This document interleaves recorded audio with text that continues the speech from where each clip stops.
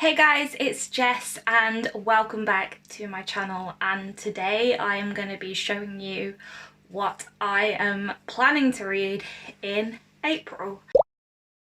So I'm very excited that it's coming up to April because April is my birthday month and I will be 25 again because last year didn't count. I had a lockdown birthday. Probably gonna have a similar sort of birthday this year, so then I will get to be 25 again next year. But yeah, I read a lot in March and I am a bit concerned that I might get a bit burned out in April. Hopefully that won't be the case, but I've kind of kept my TBR as short as possible this time, just so that doesn't happen and just so I have a few options. But I do have some books here that are definitely on my TBR and books that I am definitely planning to read. I'm gonna try and get through this video as quick as possible because I talk too much, and also because I am waiting for a parcel and I have a horrible feeling that is going to show up while I'm filming these videos. So without further ado, let's start with the book that I am planning to read for the Buzzwordathon. So for that I have picked Hold Back the Stars by Katie Khan. So this will be a reread for me. I have read this book before and I really enjoyed this book. This is a romance book and it's set in space and we're following two astronauts who are doing a spacewalk, and the spacewalk goes wrong and they end up having only 60 minutes of oxygen left. So they effectively have 60 minutes left to live, and it's all about them just kind of talking about their feelings for each other, and we just get to explore a bit of their past. And I'm really sorry guys, but my eye is watering like mad today. I don't know what it is. I know it's coming up to spring. It's probably hay fever. Anyway, yeah, so I'm really looking forward to getting back into this book, and the buzzword for April is a space term, so it could be anything like sun, moon, stars, planet, whatever, as long as it's relevant to space, and obviously we've got stars. The other books that I need to prioritise in April are all of the books that were my 5-star predictions for this third of 2021. So we have Beneath the Sugar Sky and In an Absent Dream, both by Seanan McGuire. These are books 3 and 4 in the Wayward Children series. I absolutely loved the first two books last year. They were some of the best books I had read in 2020 and probably some of the best books I have read ever.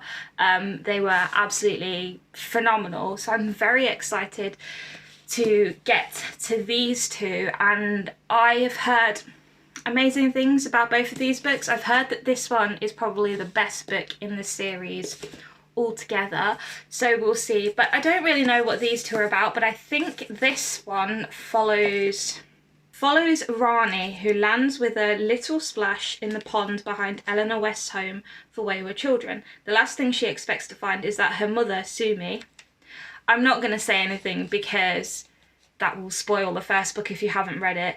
But yeah, so this follows Sumi's daughter, who was a character in the first book. And then this one follows Lundy, who is a very serious young girl who would rather study and dream than become a respectable housewife and live up to the expectations of the world around her, as well she should. When she finds a doorway to a world founded on logic and reason, riddles and lies, she thinks she's found her paradise. Alas, everything costs at the goblin market, and when her time there is drawing to a close, she makes the kind of bargain that never plays out well. Okay, so I think this one is following one of the different worlds mentioned in the series, and this one is back at Eleanor West's home for wayward children. Either way, I'm very excited for both of these, and they're pretty short books, so I can get these done pretty quickly. Next we have Pet Sematary by Stephen King, and this will be the second book by Stephen King that I have ever read.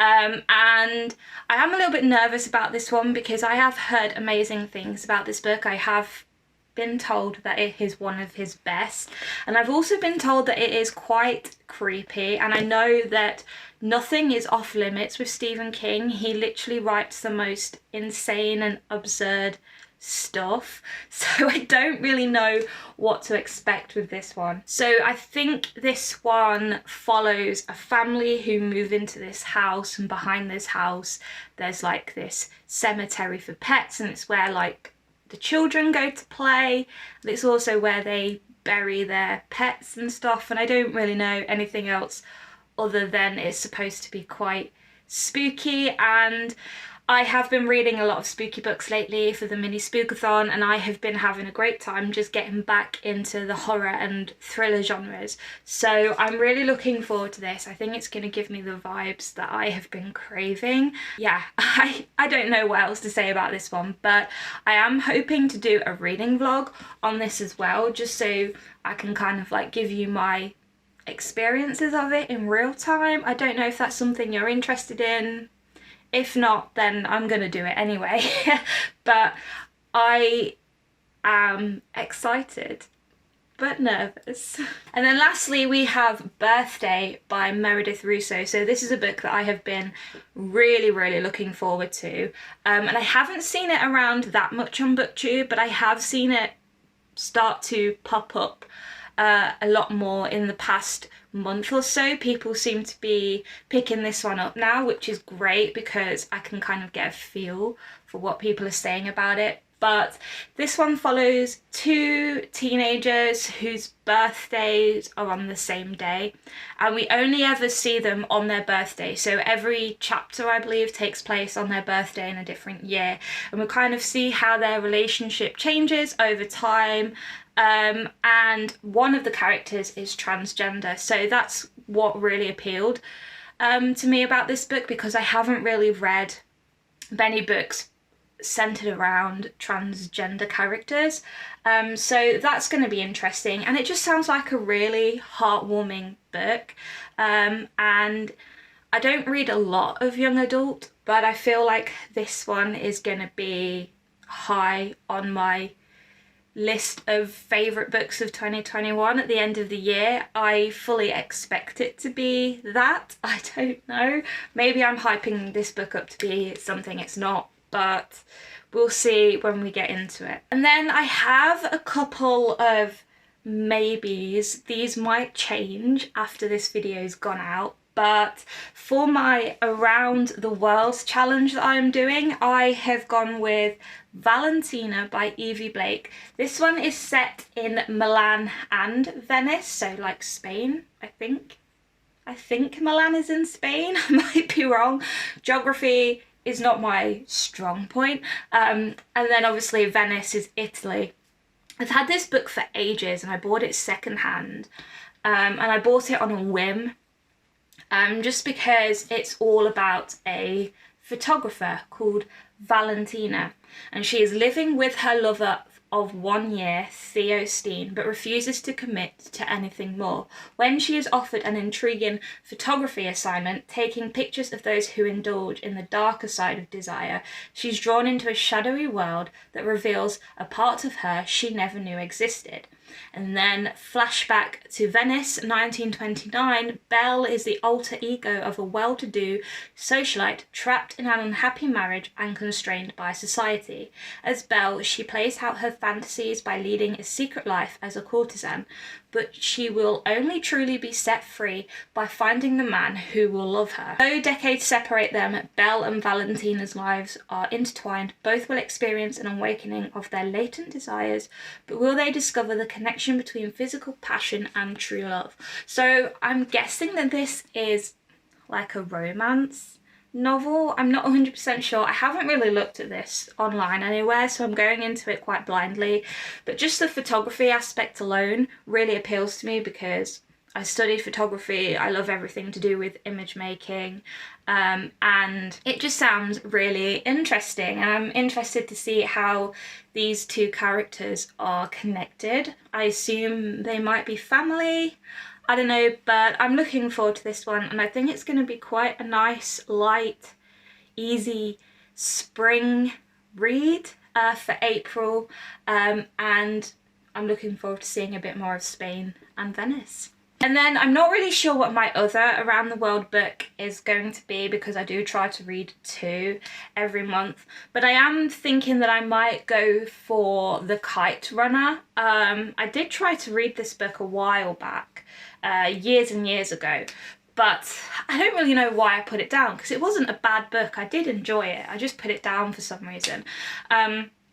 But this one is set in Afghanistan, and it's been calling to me for quite some time. I know that it is a really well-known and really popular book, so I would like to give that one a go. Or I might try the Whale Rider, which is a middle grade novel, and it's quite a short book actually, and it follows this young girl who is part of a Maori tribe, and that's really all I know about it. But I do know that this author is of Maori descent as well, and it's set in New Zealand, and it's kind of centered around the tribe's legend of the Whale Rider, who is like the tribe's chief, I guess, and they're looking for a new chief. And also there's like these whales that get beached, and it's up to Kahoo, who is the young girl, to try and save them. And it sounds like a really lovely story. I know that this book was made into a film as well actually, which I've never seen,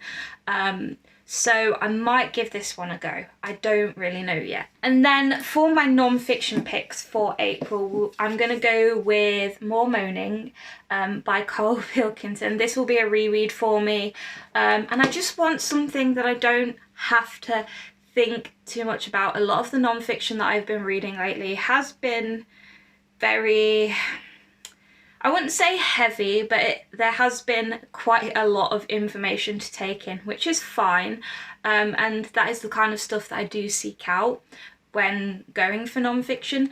But this one is very different because it's quite a funny and light-hearted read. You still learn stuff, but you kind of see things from a very different perspective.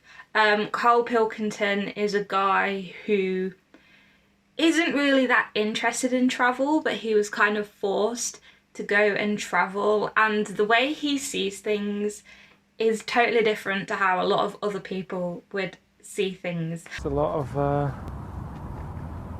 of shit. You don't normally see any of this, do you? You don't see that many buses there. It looks like it's sat in the middle of like a nice desert, but it isn't, is it? It's just a building site. I'm half tempted to ask for Arda. So I remember just reading this book and absolutely loving every second of it, and I would really like to revisit it, and it's just the kind of perfect book for this time of the year. I really miss travel, so I want to kind of experience as much of the world as I possibly can, any way that I can right now.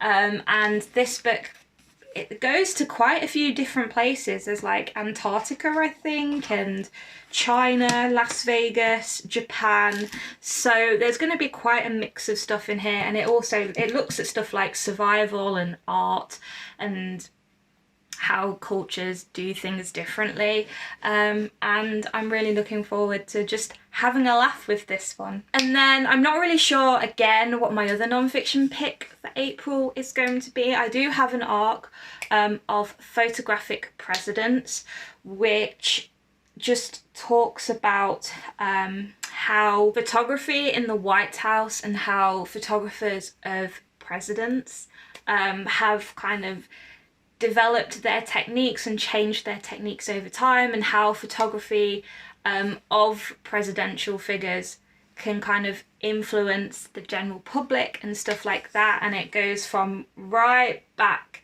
to like the early 1800s up to Barack Obama, and that sounds quite interesting because I am very interested in the White House and what kind of like goes on behind the scenes, and I obviously, as I've said, I'm also very interested in photography, so this sounds like a really interesting mix, so I might give that one a go. Or I do have a few other options here for very short non-fiction books, such as these two here by Matt Haig, Reasons to Stay Alive and Notes on a Nervous Planet.